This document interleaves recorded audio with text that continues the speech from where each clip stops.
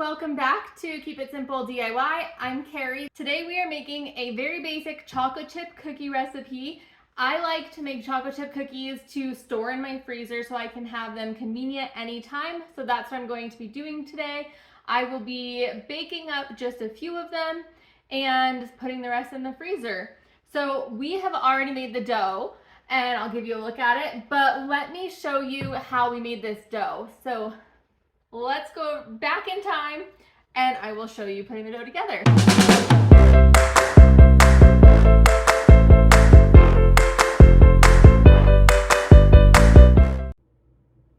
To start this recipe, I'm going to add 2 sticks of butter and I'm going to add all the sugars and then I will mix until combined. The recipe called for cold room temperature butter. So I don't know what cold room temperature is. I took these out a little bit ago and then I popped them in the microwave for a little bit. So I've got a little bit room temperature, a little bit kind of melty and a little bit cold, but you know what? I've never had a cookie not work out, so we're gonna go for it. Let me add these. I'm going to add a 1/2 cup of sugar and 1 1/4 cups of packed brown sugar. I'm going to use dark brown sugar because that's what I had. I actually keep my sugar in a little bag in my freezer, and I have never had my sugar go hard that way.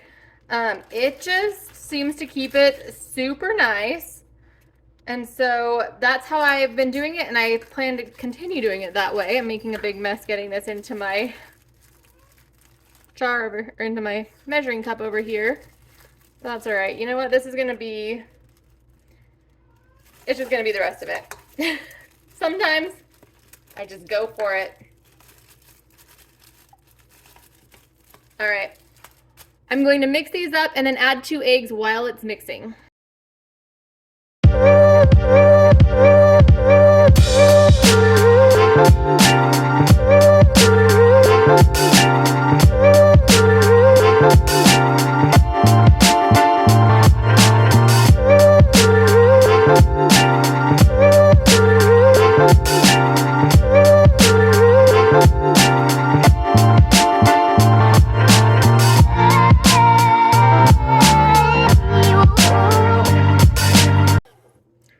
You just saw me add 2 teaspoons of vanilla, and now I'm going to add 1 teaspoon of salt and 1 teaspoon of baking soda.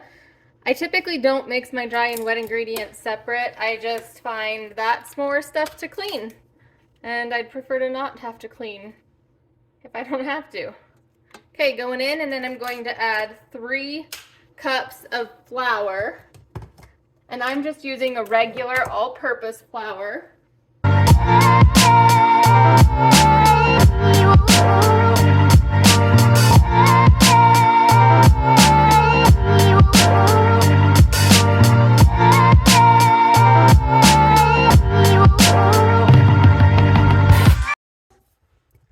I'm going to scrape down everything and let it go just to make sure it fully gets combined, and then we will add the chocolate chips. The recipe calls for 2 cups.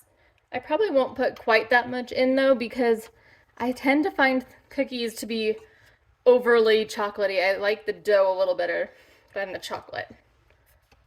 And then our last ingredient is the chocolate chips. How simple is that?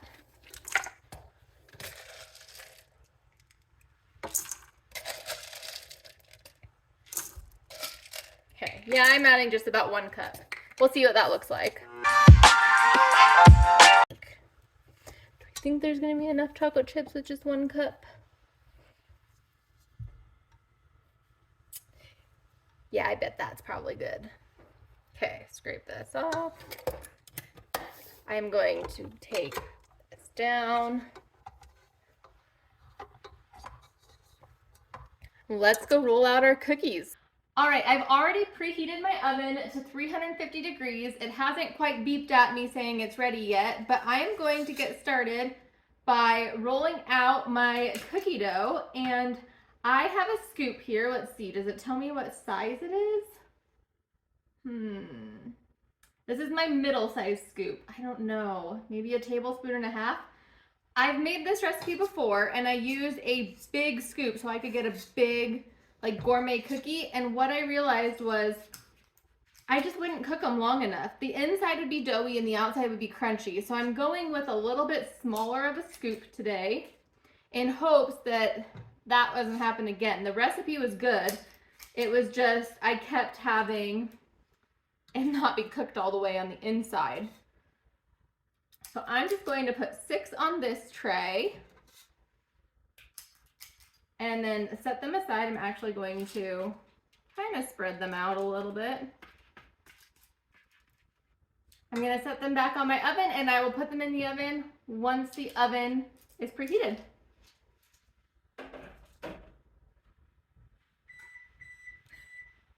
Clockwork, right? I literally said, once the oven is preheated, walked away, and then it beeped. So in these go. And I'm going to set a timer for, I don't know, let me check that. Okay, I set that timer for 10 minutes. The recipe said 11 to 13, but I am making the cookies a little smaller.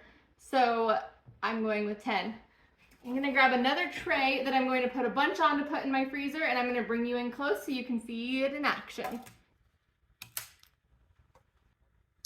Now these cookies, I am putting them super close together because I'm not going to bake them on this tray. What I'm going to do is I'm going to stick this whole tray in my freezer. I'm going to let them freeze on the tray, and that's called flash freezing.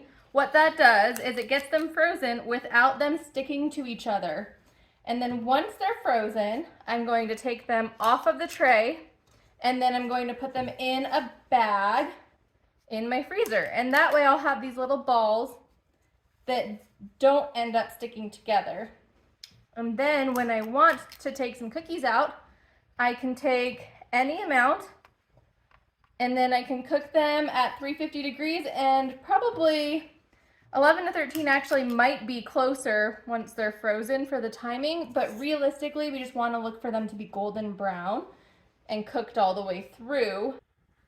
And something else that I like to do occasionally is cook them in the air fryer. Now the air fryer is a convection oven, and that just means that the air is circulating around differently than it would in a regular oven. That's not the technical explanation, that's just a very, very simplified one. And so because of that though, everything does seem to cook a little bit differently. In an air fryer, you'd have to have the temperature be significantly less than you would in a regular oven. So instead of like 350, I would probably put them in at like 315 or 320. And then about the same amount of time, maybe like 10 minutes, 10, 13 minutes, something like that. And so doing that makes them a little bit more rounded instead of flattened out in the air fryer. But on the days that I'm not looking to want to preheat the oven and I just want a quick cookie, that is a great way to go. So I'm just going to finish popping these on here, and I will be back at you when I'm done.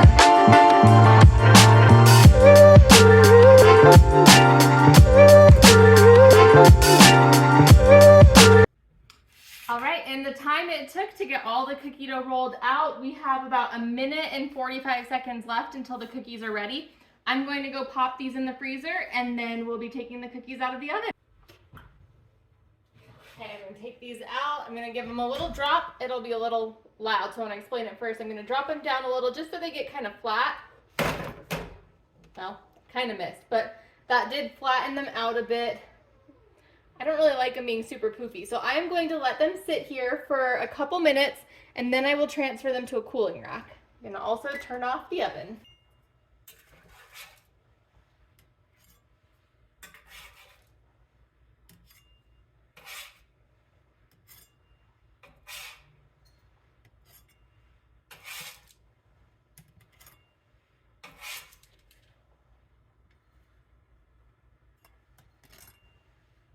All right, our cookies have cooled for a few minutes and they are perfect. They're ooey and gooey. Let me show you. They just come apart nicely. And these are actually, I think I prefer this size of cookie because I found that I will eat 2 cookies or even 3 cookies every time I eat cookies, no matter how big the cookie is. So in this case, the cookies are smaller, so I won't be eating as many or as much cookie. Now, I did make mine in a mixer. Of course, if you don't have a mixer, you could just use a bowl and a spoon or some type of a mixing. Heck, you could use your hand if you really wanted to. I do that with bread dough. So definitely no fancy tools required, but this recipe is so simple, just a standard chocolate chip cookie, and I love having cookies in my freezer, so I don't have to make some for a while.